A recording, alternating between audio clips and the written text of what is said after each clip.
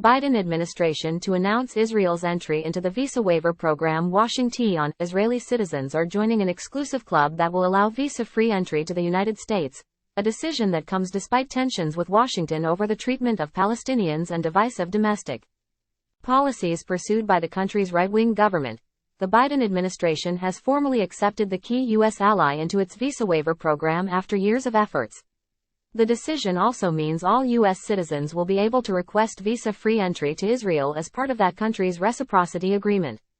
Time equals 400 ms. Greater than Israel's admittance into the Visa Waiver Program is an important achievement in the 75-year-old U.S.-Israel partnership, but to be clear, the decision to admit Israel was taken not as a favor, but because it benefits both U.S. and Israeli interests, an administration official said.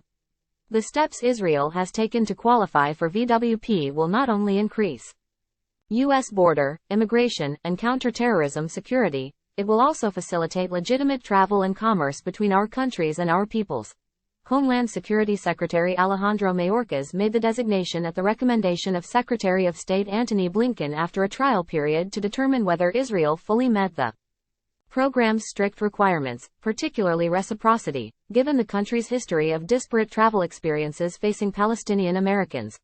The observation period began in mid-July after both countries signed a memorandum of understanding establishing conditions for entry, with Israel facing a deadline of September 30 to comply. A Biden administration official called the results of the effort impressive and celebrated the decision as an accomplishment after years of efforts, noting Israel's participation in the Visa Waiver Program will also help both countries cooperate on national security, counterterrorism, and immigration enforcement. Palestinian Americans who live in the West Bank and Gaza will also be able to visit Israel visa-free, though some critics are skeptical they will be treated the same as other U.S. travelers moving forward. Israel has long had different requirements for Palestinian Americans, which included denying them entry at Ben Gurion International Airport near Tel Aviv for visits to the West Bank and Gaza Strip, forcing them to travel through Jordan or Egypt like other Palestinians. Israel in recent months has taken action to change those entry requirements, allowing Palestinian Americans to fly in and out of Ben Gurion Airport, and has pledged to ease movement for Palestinian Americans traveling in and out of the Hamas-ruled Gaza Strip, the Associated Press reported. There are so many problems with this decision, said Yusuf Manayer, the head of the Palestine-Israel program and senior fellow at Arab Center Washington, told the AP. The reciprocity requirement is clearly still not being met since Israeli policy continues to treat some Americans, specifically Palestinian Americans, differently. The administration, however, seems committed at the highest levels to overlooking this continued discrimination against American citizens to rush Israel into the program before the deadline.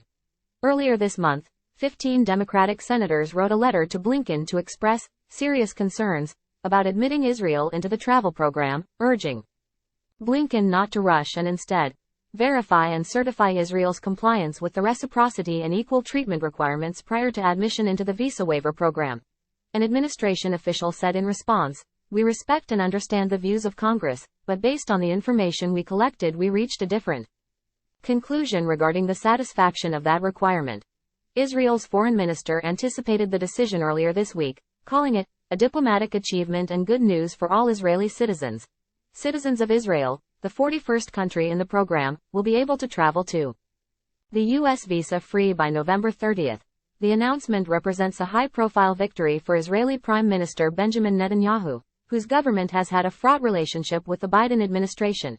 They have clashed over Netanyahu's contentious judicial overhaul, growing violence in the occupied West Bank and Gaza that has been allied with sometimes violent rhetoric from Israeli ministers, and U.S. diplomacy with Iran. But Washington is also pursuing what would be a landmark deal to normalize relations between Israel and Saudi Arabia, a complex set of talks that face potential obstacles in Congress as well as from Palestinian supporters.